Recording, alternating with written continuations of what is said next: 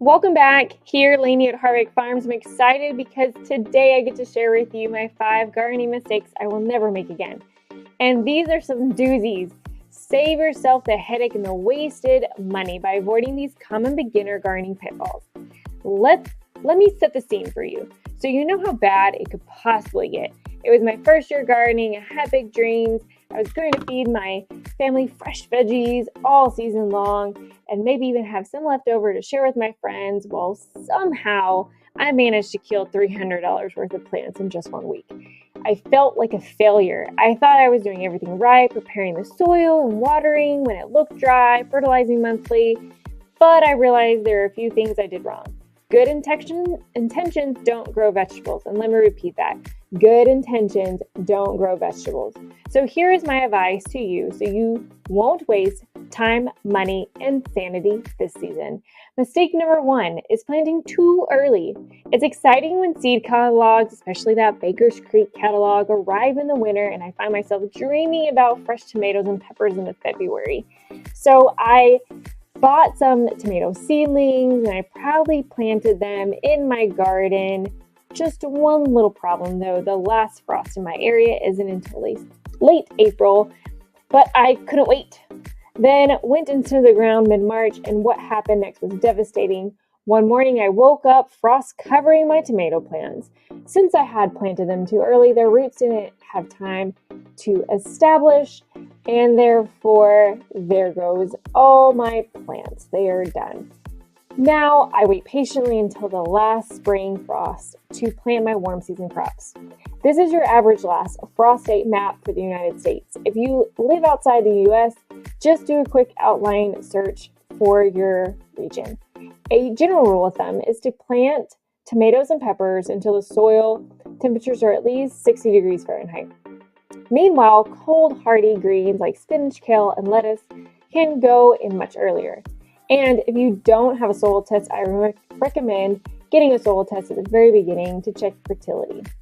Mistake number 2 is overwatering. Overwatering is one of the easiest ways to kill your seedlings. We want to give them enough moisture for them to germinate and grow. When I first began, I thought more water would produce faster growth. So I followed instructions on the back of the seed packet for watering every day. And every day I watched my seedling grow weaker and weaker, eventually wilted and died. I lost half my seedlings to root rot. I was devastated and I am taking a very different approach. Before I water, I check the moisture in the soil with my finger and the top inch of the soil is dry. I water deeply, but less often rather than a little bit every day. And I watch my plants carefully for signs of overwatering, like wilting and yellow leaves. Watering deeply helps encourage strong root development, which means your plants will be able to withstand dry spells without wilting.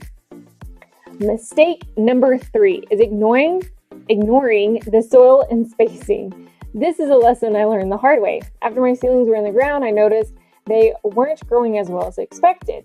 At this point, I started fertilizing monthly, and this was also not helping. I decided to take a soil sample, and the results confirmed what I expected, which was lacking phosphorus and potassium.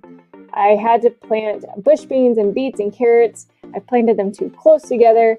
Although the seed packet said the spacing was 1 inch apart, I kept planting closer and closer, thinking allowing a lot more food in a small space would make sense. But the time I realized my mistakes, the plants were actually stunted and my harvest was pitiful. Now I take the time to test my soil and amend with compost, blood meal, etc. on the recommendations of the soil test results.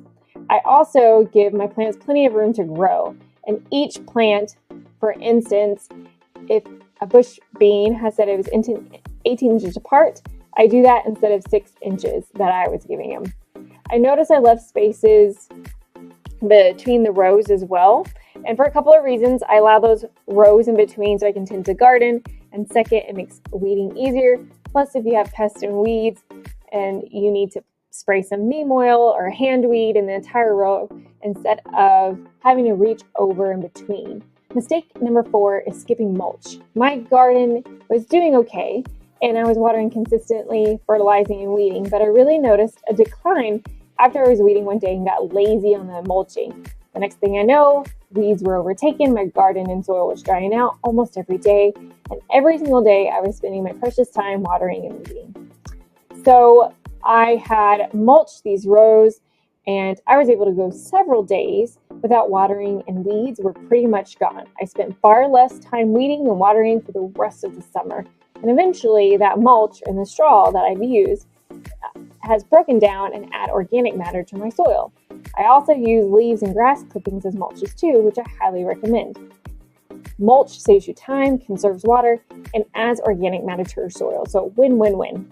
Mistake number 5 is forgetting about pest management. Our friendly neighborhood insects sometimes turn into harmful pests.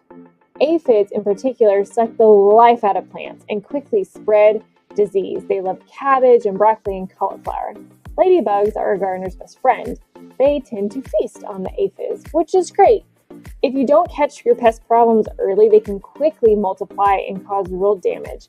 One year I noticed a few aphids on the pepper plants, not wanting to harm the environment. I tried blasting them off with the hose, using some slight neem oil, but ultimately I thought I saved the day, and a couple of weeks later the aphids returned with vengeance, and I didn't catch it in time, and therefore they multiplied and caused extensive damage to my peppers. So in fact, I lost half my pepper crops to those teeny little insects.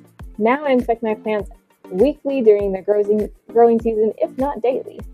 I also plant pest-resistant or pest-repelling type plants, which herbs including dill, oregano, rosemary, lavender, thyme, all throughout my garden. And these herbs also attract beneficial insects like ladybugs and lacewings and parasitic wasps. These beneficial bugs feast on the bag bugs, keeping them under control naturally. And you can also buy ladybugs and other beneficial insects at garden centers or online. Now I have very few pest problems, and I'm not wasting time, money, or energy on pesticides. So there you go, 5 mistakes I will never make again. What about you? What mistakes have you made during gardening? Drop your stories in the comments below. Let's laugh, learn, and grow together. I know I learned from watching others, and I hope you found this video helpful. If you enjoyed this video, give it a thumbs up. To see more videos like this, click the subscribe button. Now I have to leave you with my full playlist of my farm and gardening tips. There's a lot of information in here to help you avoid mistakes and enjoy gardening. So until next time, this is Lainey from Harvick Farms.